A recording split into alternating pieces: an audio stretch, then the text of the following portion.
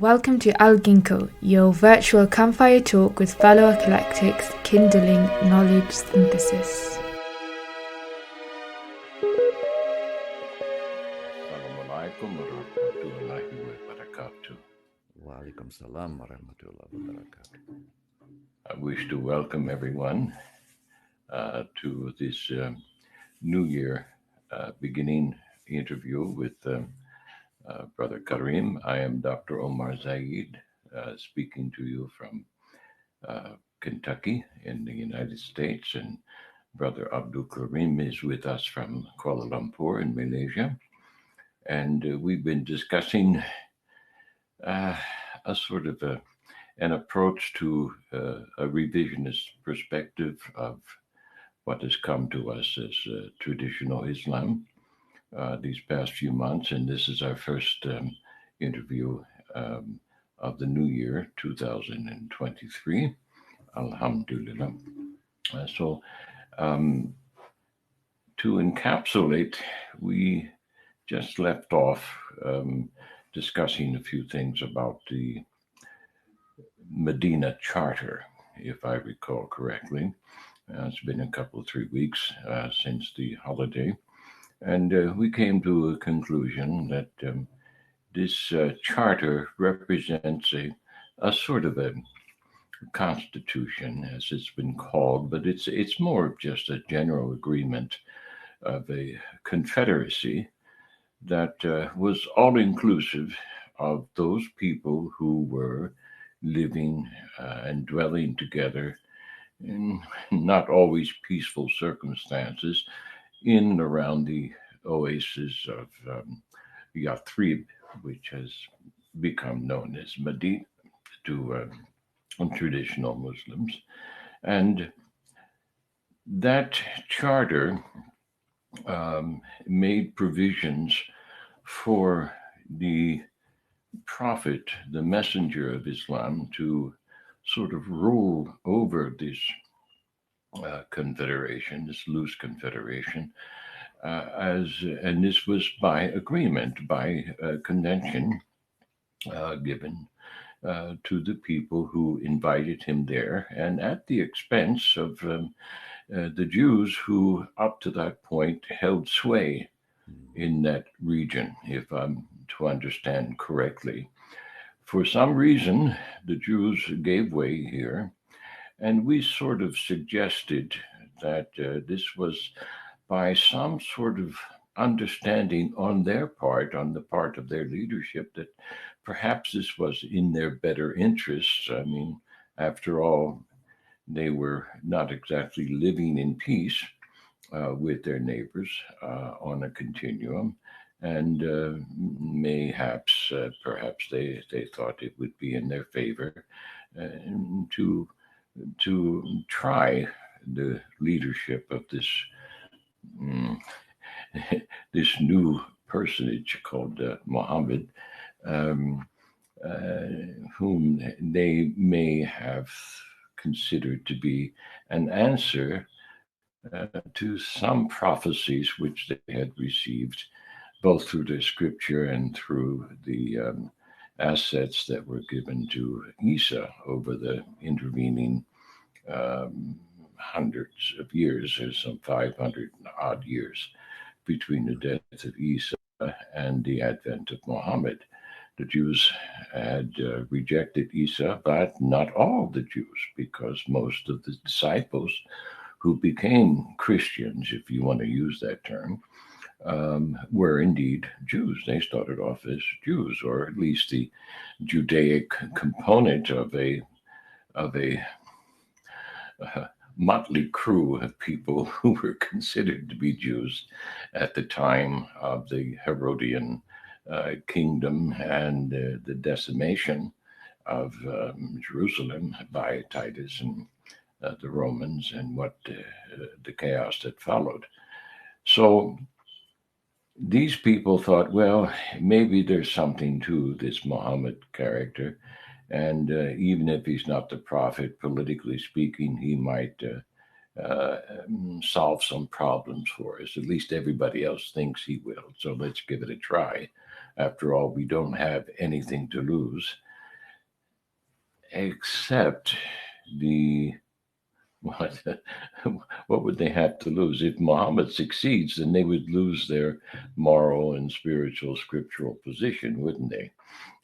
Considering that he's a non-Jew, and this kind of was the position when, if we believe the story, that their chief rabbi converted and became a follower of Muhammad, a Muslim, if you want to use that term.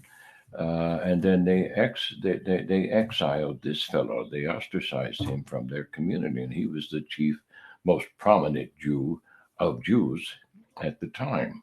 So if they ostracized him, they may have ostracized his family.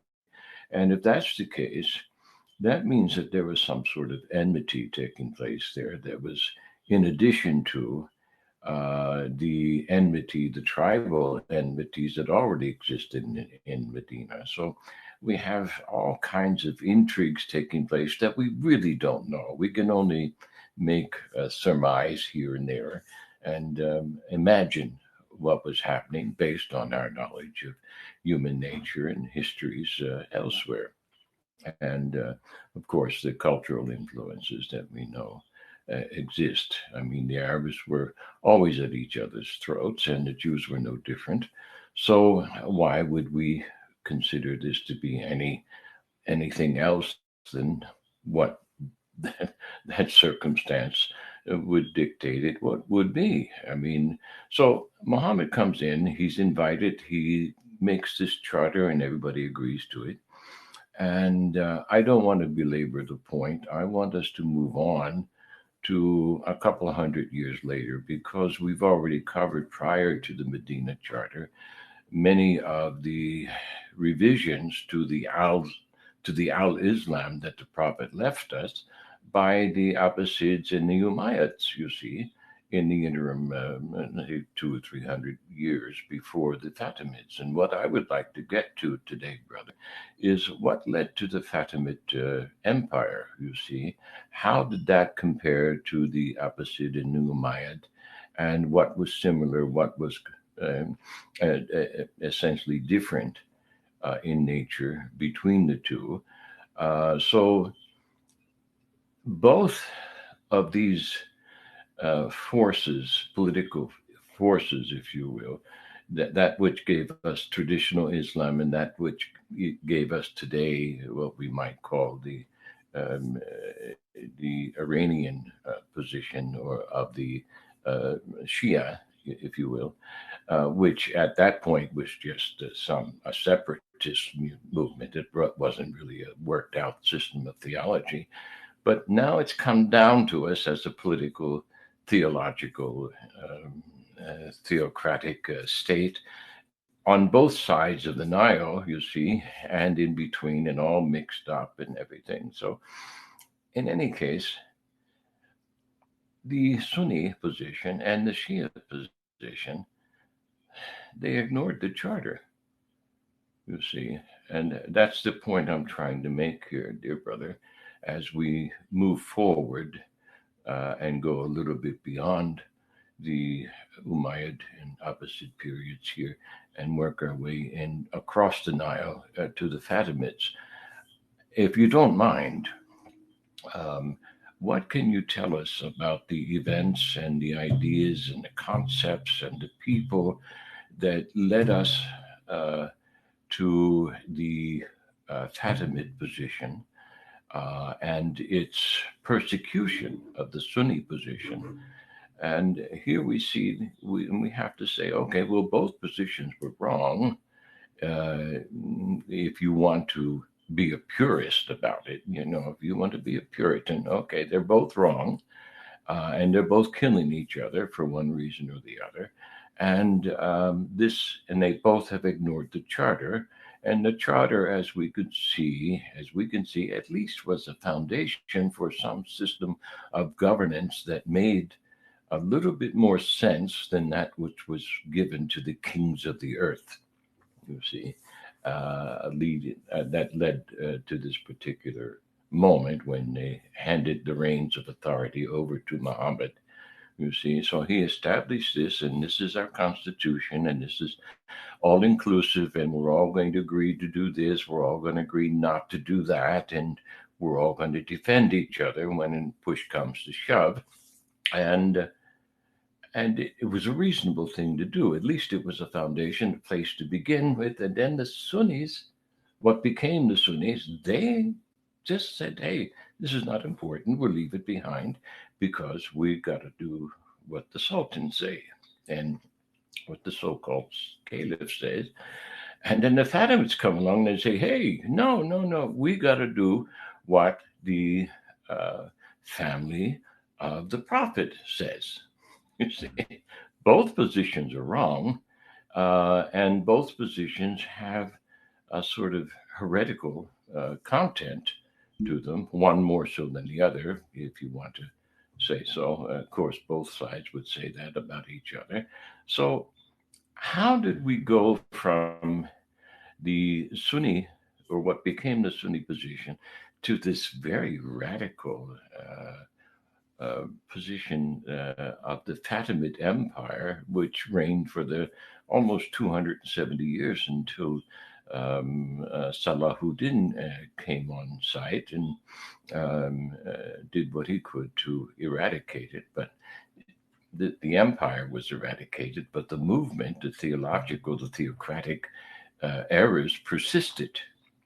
And they persisted on both sides of this divide, you see. So I'm trying to get us to a point where we can envision this division in the Ummah of Muhammad, this Sunni Shia division, which is still a major confrontation. You know, you've got this Sunni Shia divide all across that Fertile Crescent there. It's been going on for 1200, 1400 years now.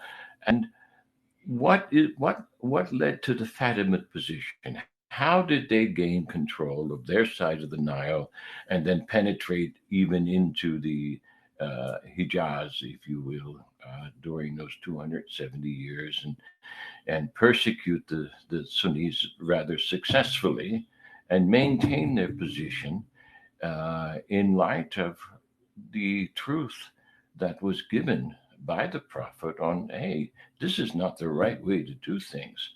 And you've got all these scholars saying, here's the right way, this is the right way, no, that's the right way. What happened here, brother? How did this happen?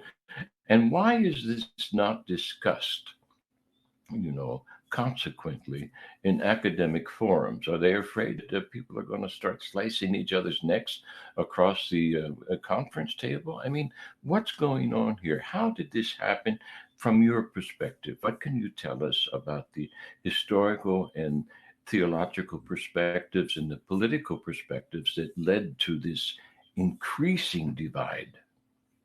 Inshallah.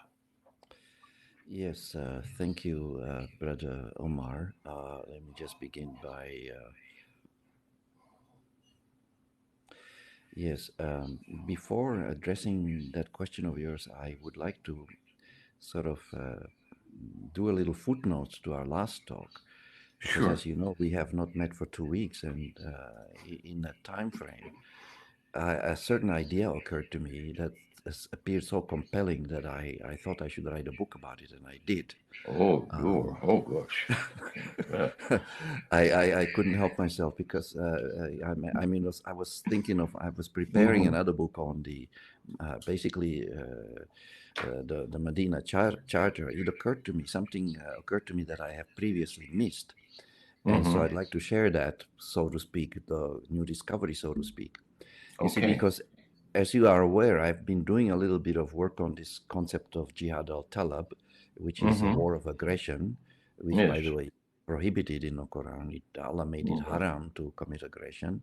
Mhm. Interestingly, the ulama actually not only made it halal, in other words, they made something halal what Allah made haram. That is already a very serious matter in itself. They even made this jihad al-talab into a collective requirement, into a sixth pillar of Islam. And just to remind the viewers, jihad al-talab is offensive war It is not defensive war, which is permitted in the Quran. And Jihad al-Talab, you can find a summary of it in sunnah.com, in Sahih Muslim, in the book of Jihad. It breaks it down into 3 stages. I perhaps don't need to go through that again. But the many Muslim scholars, ulama, have agreed that Jihad al-Talab, or basically spreading Islam by the sword, is actually a requirement in Islam, the 6th pillar of Islam. And the people that subscribe to this theory of offensive or a war of aggression, which, by the way, is also illegal under international law, the Nazi war criminals were tried and convicted of partaking in a war of aggression, and of course they were treated as war criminals. 22 of them were on trial, and quite a few of them were convicted and hanged of participating in a war of aggression and committing war crimes. So this acceptance of this aggressive war was done on the basis of the recourse to the doctrine of abrogation, specifically the abrogation of about 120 to 140 peace verses in the Quran by one solitary verse, verse number 5 in Surah number 9, known as the verse of the sword. Some people refer also to the verse number 29 in the same surah. But the luminaries that included that supported this really unbelievable teaching, which very seriously corrupted the teaching of the Quran by transforming essentially a deen of peace into a deen of war, as Abu Bakr al-Baghdadi, the leader of ISIS, put it. I quote, "Islam has always been a religion of war." End of quote. Of course, he was wrong, but even a number of modern, Islamists support this view. They include Ibn Taymiyyah, Maududi, and Said Qutb. But among the classical scholars, we find a selection, also a number of persons who supported this doctrine, and they included Imam al-Shafi, Imam al-Ghazali, Ibn Khaldun, Ibn Rushd, and I believe there was one other chap, so I was puzzled. How is it possible that scholars of ulama of their stature actually embrace this very odious doctrine that runs so contrary to the teaching of the Quran? What happened?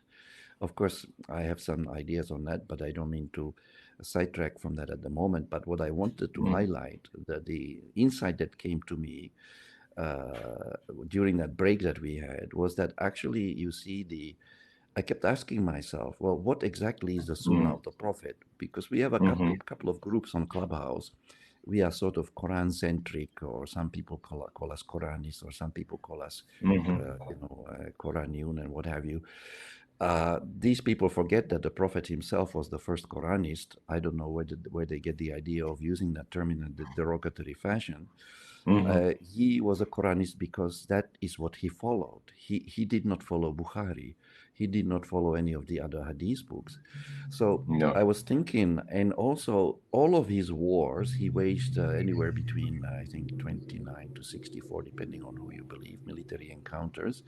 And I agree with the view of Muhammad Abdu and others that all of the Prophet's military engagements were defensive in nature. In other words, he never ever waged a war of aggression.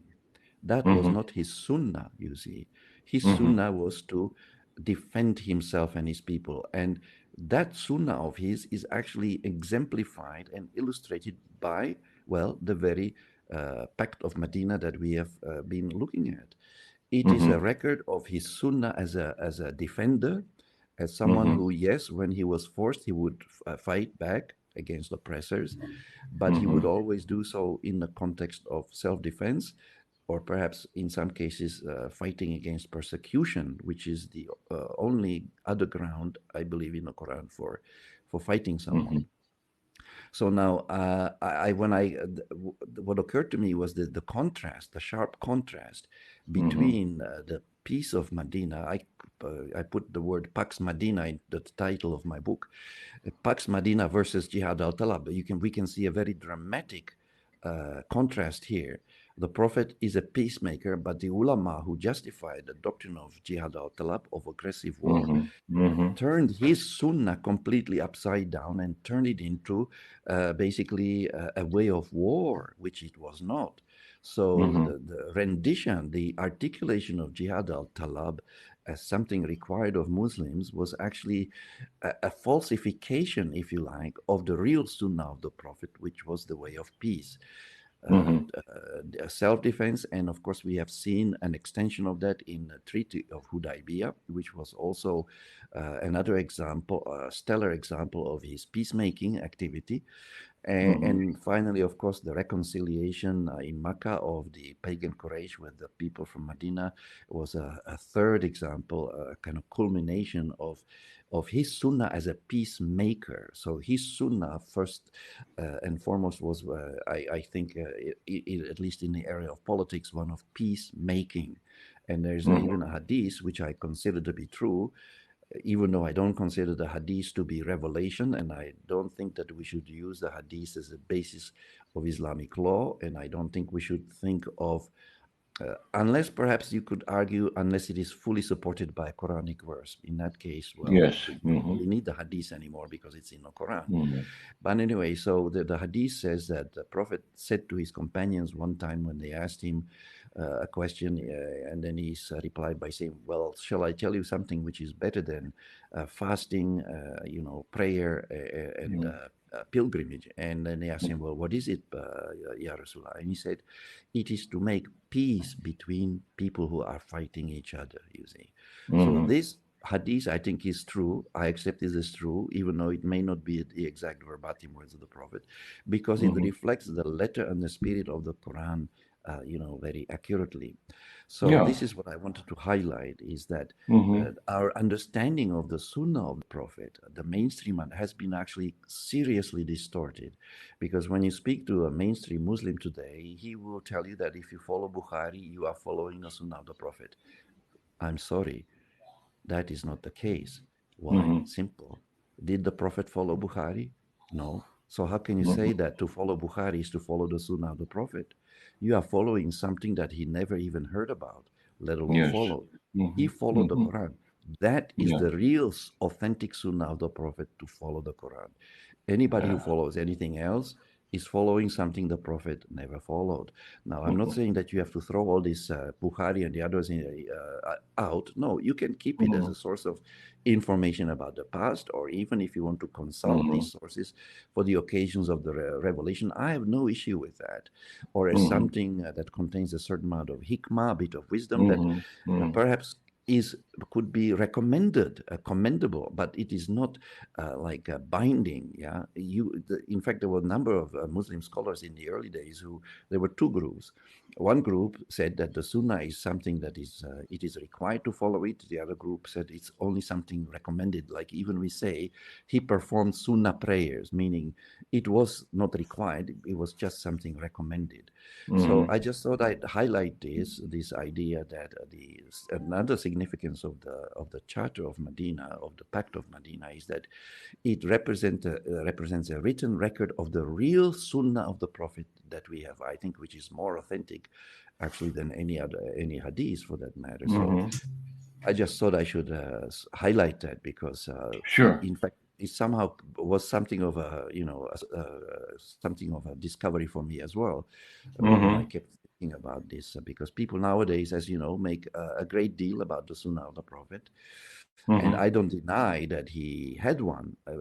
It is clear that the Sunnah of the Prophet is not mentioned in the Quran, but that it doesn't follow, therefore, that he did not have one. Allah Ta'ala may have had his reasons for not mentioning the Sunnah of the Prophet. Maybe the people would become too obsessed by the Sunnah of the Prophet and could be drawn away from the Quran. And in fact, that it actually happened. According to it appears so, yeah. It appears so, yeah. Yeah, and they even abandoned the Sunnah after that, and they began to follow the work of the scholars, you see. So this was this was a sort of gradual departure from the Sirat al-Mustaqim.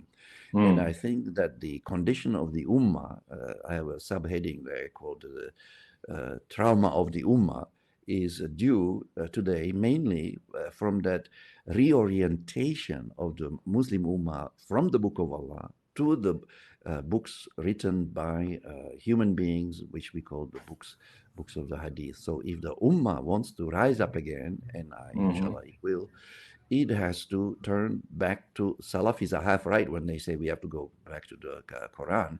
And if by following us by Sunnah they mean following the Quran, then they are fully right. But some of them, I fear, they mean that going back to the Sunnah means, going to Bukhari and what have you. That is problematic. But in any case, if the Ummah wants to rise up again, as inshallah every Muslim wants that to see that happen, the Ummah will have to return back to that text which has made it possible for the Ummah to become a leading civilization in the world. So anyway, I thought I should just make a clarification on that the significance of the Pact of Medina, that it illustrates the real Sunnah of the Prophet, which was to defend himself rather than to go on the offense and try to convert people with the use of force, which of course goes against the verse in Surah Al-Baqarah, verse 256, La ikraha fid din. So he followed the Quran, he complied with it. And then we see the contrast that unfortunately the scholars who promulgated Jihad al-Talab, they in fact have departed not only from the Quran, but not just from the Sunnah of the Prophet, but also from the Quran, you see. So we cannot take these interpretations seriously. On a final note, I would like to mention that Yusuf al-Qaradawi, in his book called Fiqh of Jihad, published in 2009, you can find book reviews of it online. Just look for, maybe you can Google what is new in Yusuf al-Qaradawi's Fiqh of Jihad. It's a long book, but the book reviews are shorter. You will read there that, in fact, Yusuf al-Qaradawi himself came to the conclusion that there really is no basis for wars of aggression in the Quran. In other words, the whole concept of Jihad al-Talab was actually unfortunate, a step in the wrong direction, if I put it that way. So I'm putting it fairly softly. But so even a leading Sunni alim is actually now saying that this interpreting Islam as a religion of war is very wrong. It should have never happened in the first place. But anyway, so I just thought I'd make that clarification. Yes, I came across those thoughts and similar observations and comments and positions when I was editing papers in Malaysia that were written on from the perspective of the military and police and psychological entities that were dealing with ISIS-oriented terrorists in Southeast Asia. And they all came to the same position, that there is no war of aggression, and that they were re-educating these terrorists with that in mind.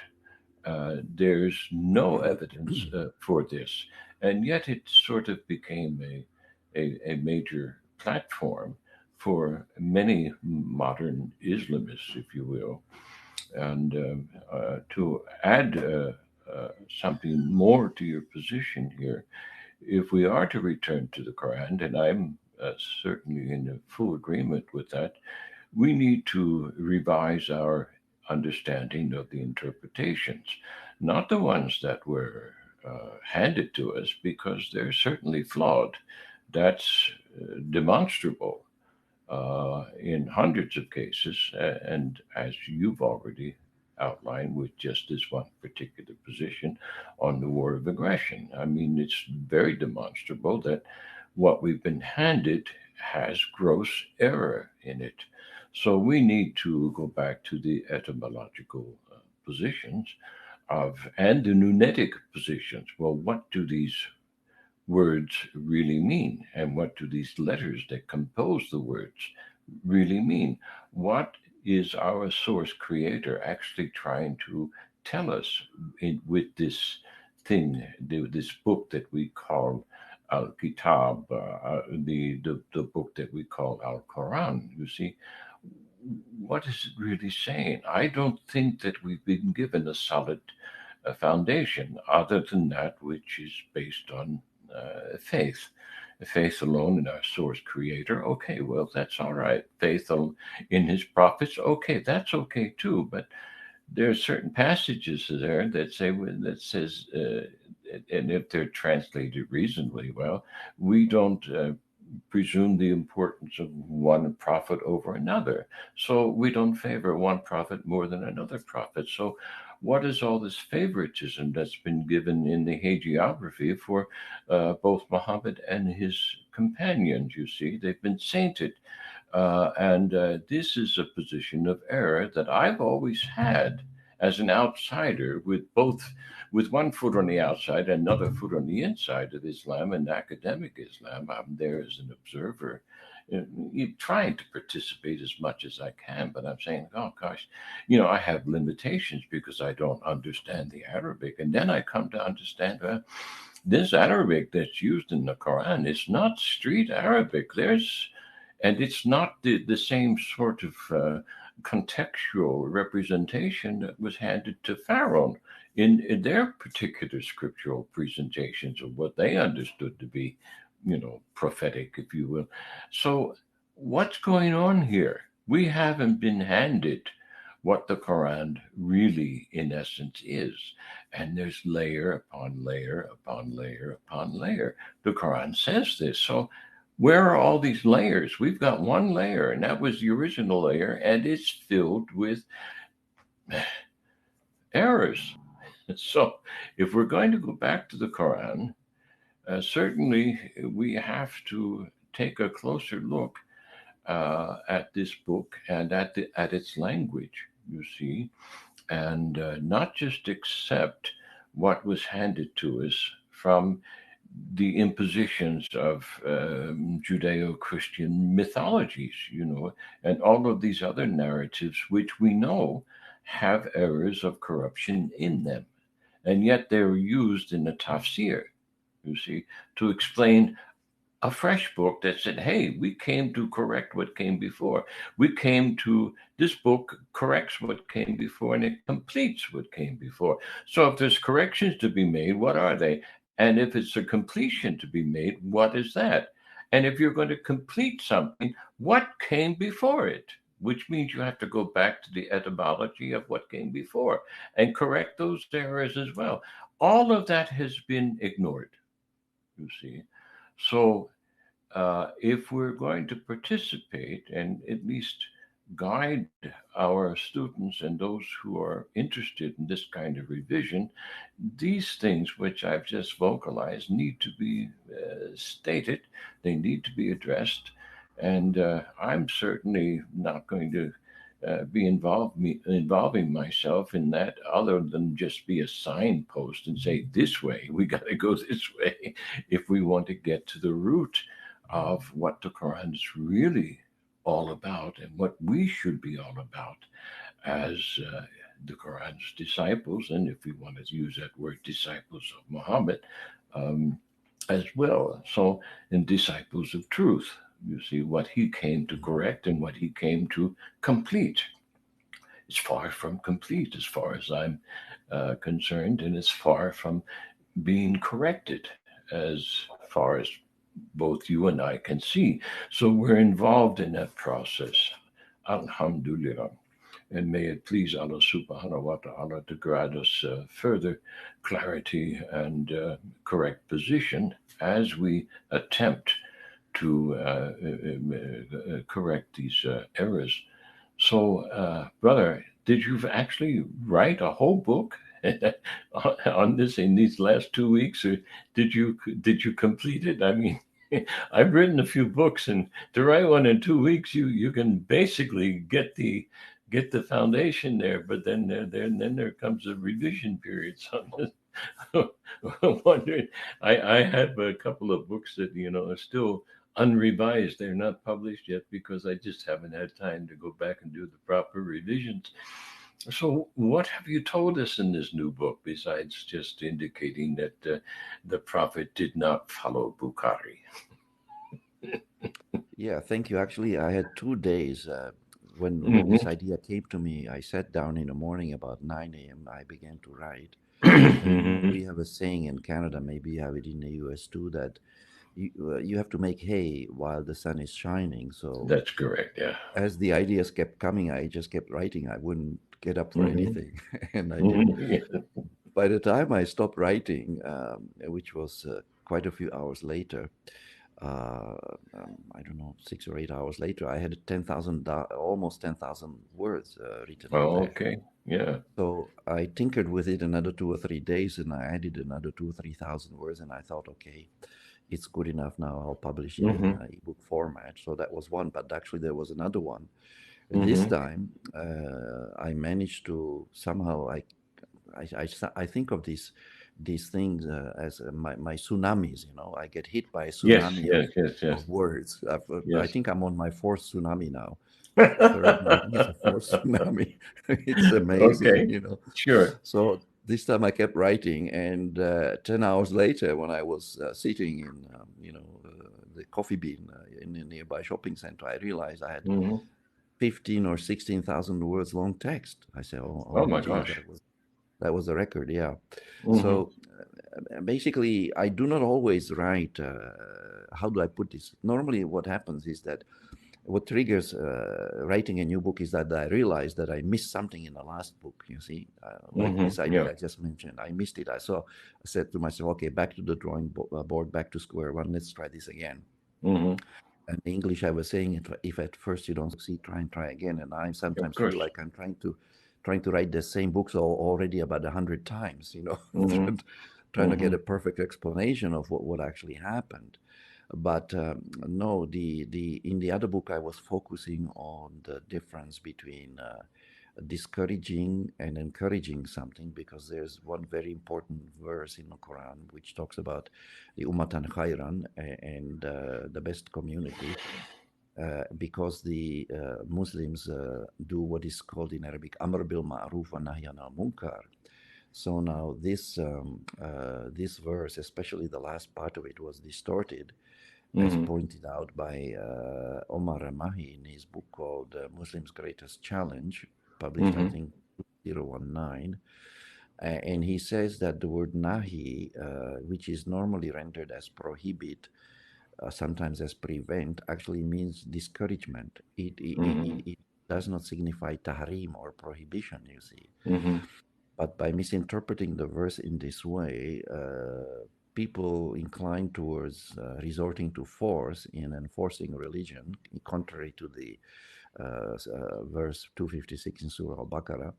They Hmm. render that word nahi as prohibition, or even sometimes as prevent. Hmm. So by using a strong word like prohibit or prevent, they basically justify recourse to force by using Hmm. a stronger word than the Quran itself uses. Allah Ta'ala is saying that we should admonish people by word, yeah, and to Hmm. discourage them with words. But they, as we see in Iran today, the women are locked up and arrested because they either do not wear the hijab or do not wear it in a way that is expected of them. Hmm. So, but in the Quran, wearing the tudung has not been made mandatory, and it is not wearing one is not a crime, to my knowledge, and not wearing the headscarf is not even as identified as a sin, to my knowledge. But Yes. I hope to be corrected if anyone knows better. Yes. So this was a very serious distortion of that Hmm. verse, and many of the extremists like Maududi, Said Qutb, and Ibn Hmm. Taymiyyah justified using force Yeah. in order to enforce morality, ethics, and religion on people. And in Yes. this, they crossed the red Hmm. line because they violated the prohibition of the use of compulsion in religion, and that Hmm. makes them Hmm. extremists. And all Muslims should be beware of these extreme Yeah. teachings of the Islamists and Yeah. should shun I've them I've and had avoid I've them. had academics tell me that face to face that it's a sin not to wear the hijab. It's considered a sin. So Mm. and it should be, and that not only is it considered a sin, but it is enforceable. You see, so Yeah. and that never sat right with me. You see, Yeah. as No, me neither. And of course, you grew up in America, the yeah. land of the free. You escaped Hmm. from the colonial fascism of the British. I escaped from the fascism of the communists. So uh, I don't like fascism or any Yeah. kind of totalitarianism. I think the moment you compel someone against their will, Hmm. you are violating that person's dignity. It is a violation of a person's Of dignity course, to force people. of It's a course. kind of spiritual rape. It is a form of Hmm. rape, not a Hmm. physical rape, but a spiritual rape. I don't think we should be Hmm. doing that to anybody. No, Because I doesn't don't Allah think so. Ta'ala, after all, say we have Hmm. bestowed dignity on the children of Adam, right? Hmm. So Yeah. people should respect that. But the fact that these enforcements are taking place just shows me how little these people understand the religion and how quick they are to reach towards violence to enforce their misunderstanding Hmm. of Yeah. religion. And actually, as a broader picture, I see these actions as signs of what some people have called basically Islamofascism, and that Hmm. to me is fascism has nothing to do with Islam. You see, No, yeah. Islam is actually, if you read it correctly, a Hmm. very liberal teaching. Allah has given us the freedom of the will. Yes, He has given us akal. Yes, He has given us the Book of Allah. We can use our akal to understand the guidance that He Hmm. has sent to us, and then He leaves it up to us whether we want to follow it or not. And if we Hmm. are wise and use our akal wisely, then of course we will follow this good advice, the nasiha, right? There's, I think, Hmm. even a hadith according to which the religion is nasiha, good advice. But that's where it should stop. There's another hadith that is used to justify the use of force, and which also goes against the Quran, as pointed out by Muhammad Shahrur, among others. And the hadith says that the Prophet allegedly said that if you see something wrong, then try to change it with your hands. Yeah. The Hmm. moment you try to change something with your hands, you are already suggesting some use of force.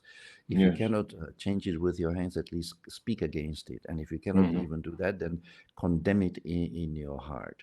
I think Hmm. the steps 2 and 3 are justified, but step 1 is not justified. Hmm. Edip Yüksel told me a story. One time he was in Iran, I think Tehran or one of those cities there, and he was sick, so he couldn't fast. It was during Ramadan, and besides, he was traveling. So he was eating something on the street as he was walking Hmm. alone or drinking something. And next thing he knew, there were 2 or 3 shopkeepers start to chase him with sticks. He had to run for his life Goodness me. because they wanted to do that part of the hadith that change it with their hands. They saw this man Uh, eating and uh, they never asked themselves, first of all, is this man a Muslim? Does he have to fast? Secondly, is he traveling? Because people who travel do not have to fast. Or is yes. he sick, in which case he also didn't have to fast? You see how quickly these people are to jump to conclusions without verifying the evidence. And Allah Ta'ala cautions us in Al But Quran. you don't understand, brother. That's how much they love God, you see. Well, I think they have a serious misunderstanding. This is the problem. The Muslims have turned from the Quran to the Hadith, and Hmm. this has seriously corrupted the knowledge Yeah. of the Ummah, and not just the Hadith, but the doctrine of abrogation, as I have mentioned. You Hmm. see, Yeah. the people that wanted to tamper with the teaching of the Book of Allah could not touch the Mus'haf, the transcript of the written record of the Quran, which is a recitation, but they did touch something else, and the something else was the knowledge that people have of this Mus'haf. You see, and they Hmm. corrupted it through the doctrine of abrogation, and also they Hmm. corrupted it by asserting that for instance, we cannot use our akal to understand, the Quran. There are 2 hadiths. They are repeated in Abdullah Said's book called Quran and Introduction. One of the hadiths says that the Prophet allegedly said, "Whoever expresses his opinion about the Quran has booked for himself a place in hell." Another hadith says something very similar. Anyone who uses his rai to express an opinion about the Quran has made a mistake, even if he is right in his opinion. So I think these 2 hadiths were invented or fabricated to basically shut down freedom of expression, to prevent ordinary Muslims from expressing any opinion whatsoever about the Quran. And even the scholars went even one step further when they declared that the word hawa, falsely, in my humble opinion, that the word hawa means capricious opinion. So when Allah says, "La tattabi'u ahwa'akum," do not follow your desires, the scholars they interpret that to mean don't follow your capricious opinion. You see, they replaced basically the word desire with the word opinion. They falsify. You talked about the meaning of words, right? And Yes. etymology. Here is another example how they falsified the meaning of a key Arabic term. And this is not the only instance that we have of this falsification. No. Perhaps the No. most No. famous example is Al-Shafi's rendition of the word hikmah as the sunnah of the Prophet. Where did he get that? And he is a native Arabic speaker. Yeah, Should I'm we? shocked when I hear people like you confess such things. These are major errors. These are not light matters. This is That's right. major, and how it has slipped by and under the noses of the fellows and ladies who consider themselves scholars and academicians. It's it Mind-boggling. boggles them. It boggles the mind that Yeah. they sit there and deny by ignoring the fact. You see, that's an act of denial. Well, we just won't talk about it. It's like talking about any other politically incorrect position. Well, we can't discuss it because, well, it's become taboo. Why is it taboo? Well, it's taboo because if we discuss it, we're going to put our positions, our income, perhaps even our lives in jeopardy. Oh, dear me. Is that why you're not discussing these matters? Is that why? Of course. Of course it is, you see. And I'll give you one small example. The I've forgotten his name right now, but he was he was assistant dean at ISTAC while I was there. And he asked me to diagnose the present. Uh, he asked me to write a paper, a white paper, on what the Muslim leadership should do in Malaysia to correct the position that they were taking because he saw it off course. And I said, well, why do you ask me to write this paper? I said, I'm first of all, I don't, I'm not a Muslim scholar. He said, look, you're a doctor. That makes you a detective. You diagnose it and then give us the cure. So I had a crack at it, and it took me a couple of months, and then I'm not quite as fast as you are with the writing of such papers, but I did take a crack at it, and I wrote a paper, and I said, well, what we need is a cultural renewal, and we need a cultural renewal based upon the ancient Chinese system that is pervasive in Southeast Asia. You can't just import the Arab position here. You've got to work with what the cultural root is, and the cultural root is the Chinese position. And the ancient Chinese position 5,000 years ago, I discovered, was pure monotheism. There were no dragons. There were no monkey gods. None of that stuff. There was heaven, the will of heaven, and the will of the leaders based on representing the will of heaven, so for the best of the community. And I said, we've got to bring back these cultural norms because they've all been abandoned since the Cultural Revolution called the what you might want to call it, the illumination of Europe, if you will. Okay, Enlightenment. the Enlightenment over the last 300 years. And I said, this has ruined the cultural basis for these ancient societies, which were high cultures. So all of these high cultures have been brought down and leveled out according to this enlightenment. And this is not enlightenment at all, especially if it's based on an idolatrous Trinitarian system, which is not fully understood from an esoteric perspective. So let's go back to the root. Let's go back to where these cultures started and examine them, and then bring back some of these cultural norms and festivals and music and traditional things which have relevance. I said, because, and I said in the paper, I said, all the students are coming to me and they're asking me, how is Islam relevant? It's not relevant. It's not relevant to what's taking place now in my life, in our community. And so I wrote this paper out. The vice dean was very pleased with it. We presented it to the chairman, to the dean at a board meeting. The dean just said, dismissed it with one phrase: it's not practical. It's not practical. So what does that mean? Does it mean it's not possible? Or does it mean that, well, from a politically correct position, it's not practical, you see?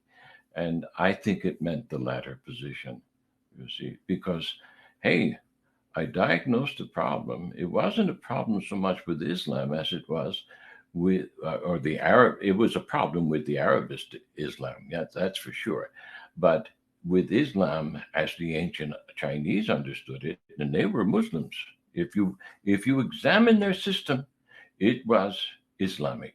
If we want to use that term as a maintenance of peace between heaven and those on earth, the foundations of peace. That's what it is. You see. So if you want a peaceful divine order, they had it. You see. Doesn't mean that they did. Of course, they didn't keep it, but they had established it. And people like Lao Tzu and Kung Fu, they reminded their peoples, this is the way it was. This is the way it should. This is the divine order. It's got nothing to do with Kung Fu and monkey gods, okay? Or dragons and dragon dances. None of that. None of that. You throw the triads away. It's got nothing to do with that. This is what it's about, you see. This is the divine order. So something like that, the disgrace that was brought to Southeast Asia by the Enlightenment was also brought into Islam by these various movements, what became Sunni, and I hope next week we can at least begin to discuss what became Shia. You see, because these are departures from the path. As far as I can see, these are departures from the path that people are still following.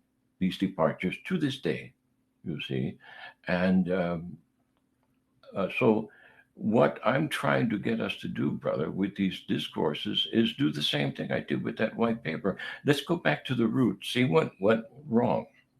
And I think our discussion of the Medina Charter is a pretty firm foundation, you see, and it's pretty much like what the ancient Chinese had established as their foundation, and then it became distorted. And I also seen the same pattern when I study any of the other world religious founders, such as Buddha or Zoroaster. They come in with very sound principles, sound doctrines, and then within 2 to 3 generations of their death, it's all twisted. And it's all twisted for politically correct reasons. And this is no reason. You can say, okay, how far can I take my rebellion? And it depends on how much you want to lose today and on the day of judgment, I suppose. You have to sort of make that decision for yourself, okay? But you should not sit there and claim that you are pursuing the truth when in fact you know it's a lie. And what's worse is to have people present themselves as purveyor of the truth and be sitting there in a chair of ignorance. Oh my God. I mean, I'm not the first one to say this. I mean, there are various other philosophers who've gone before me and other persons like myself and say the worst thing on the face of the earth is an ignorant tyrant, an ignorant religious person who would then go out there on a crusade. They're the most dangerous people on the face of the earth. And that's what the conclusion was on the part of those policemen and military intelligence officers and psychologists who were examining the extremists that they had actually captured before they blew somebody up on a bus. You see what these people were thinking, what they were doing, these young men, how misguided they were by their ignorant religious leaders, you see. So let us do, inshallah, what we can, brother, to correct this situation in the minds of the next generations who are coming behind us before they make similar errors. And for those of you who are truly religionist and revisionist minded, please take what we're trying to purvey here to heart, examine it as best you can, and may it please Allah subhanahu wa ta'ala to grant you the wisdom and the means to make the changes which are necessary to guide those under your right hand. And with that being said, brother, let me wish you a farewell here until next week, and let's see if we can take it up with the Fatimid position, if you will.